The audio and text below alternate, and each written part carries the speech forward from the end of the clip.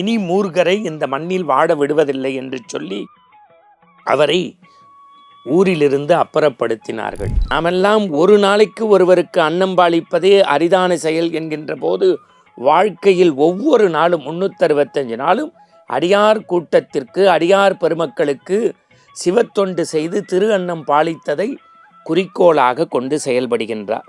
அன்புக்குரியவர்களே, நம்முடைய 12ஆம் திருமுறை என்று தெய்வ சேக்கிழார் பெருமானால் இந்த மண்ணில் மகத்தான காவியமாக இயற்றப்பட்ட பெரிய புராணத்தினுடைய பெருமைகளை, சிறப்புகளை, அடியார்களுடைய வாழ்வியல் நெறிமுறைகளை, சைவம் வளர்ந்த பெருமைகளையெல்லாம் இந்த தலைப்பில் நாம் சிந்தித்து வருகின்றோம்.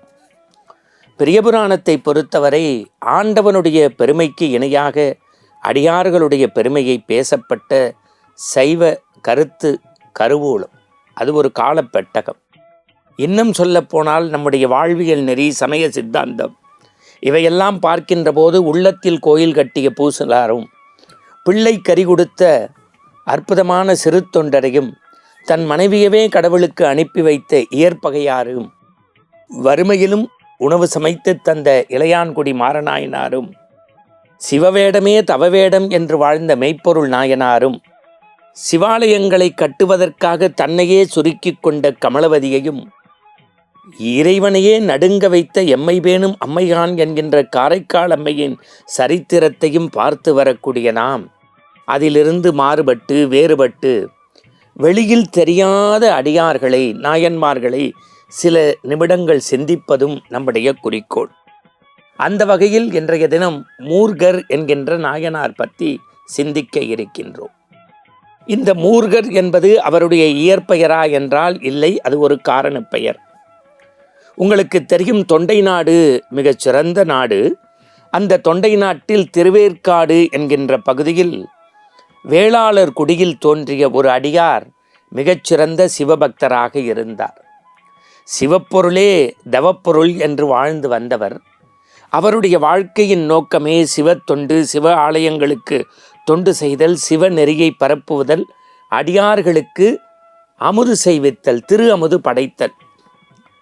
அப்படி தொண்டை நாட்டின் திருவேற்காடு பகுதியில் வேளாளர் குலத்தில் தோன்றி அவர்களுக்கெல்லாம் தலைவராக விளங்கிய இந்த மூர்கர், நாமெல்லாம் ஒரு நாளைக்கு ஒருவருக்கு அன்னம்பாளிப்பதே அரிதான செயல் என்கின்ற போது வாழ்க்கையில் ஒவ்வொரு நாளும் 365 நாளும் அடியார் கூட்டத்திற்கு, அடியார் பெருமக்களுக்கு சிவத்தொண்டு செய்து திரு அன்னம் பாலித்ததை குறிக்கோளாக கொண்டு செயல்படுகின்றார். பொதுவாக அன்னம் பாலிக்கணும்னா கையில் காசு இருக்கணும்.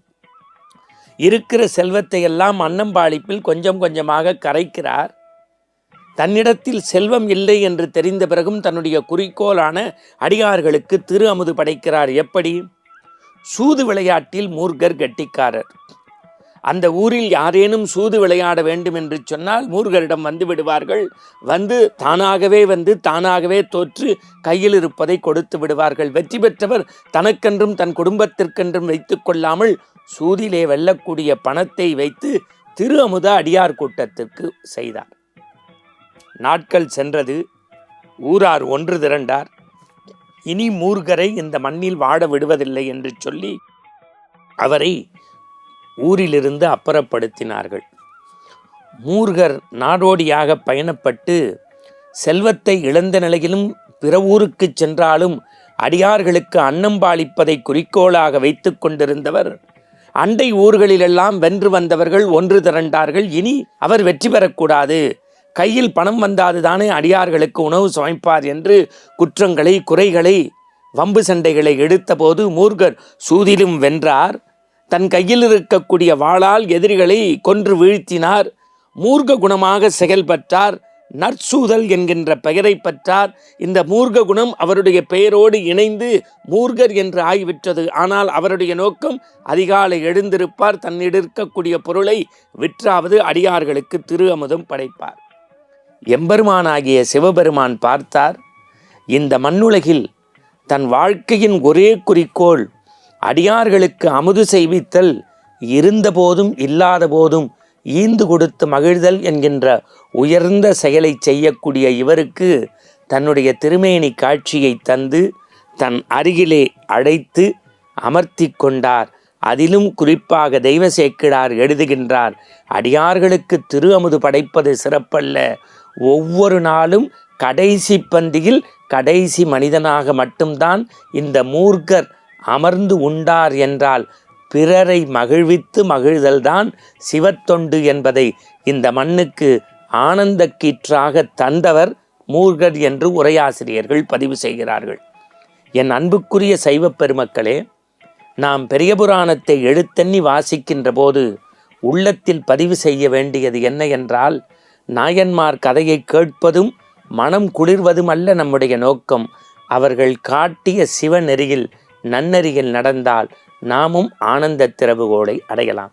மீண்டும் நற்சிந்தனையோடு நாளைய புலர்காலை பொழுதில் ஆனந்த ஆரம்பத்தில் சந்திப்போம். நல்ல நல்ல செய்திகளை சிந்திப்போம். வணக்கம்.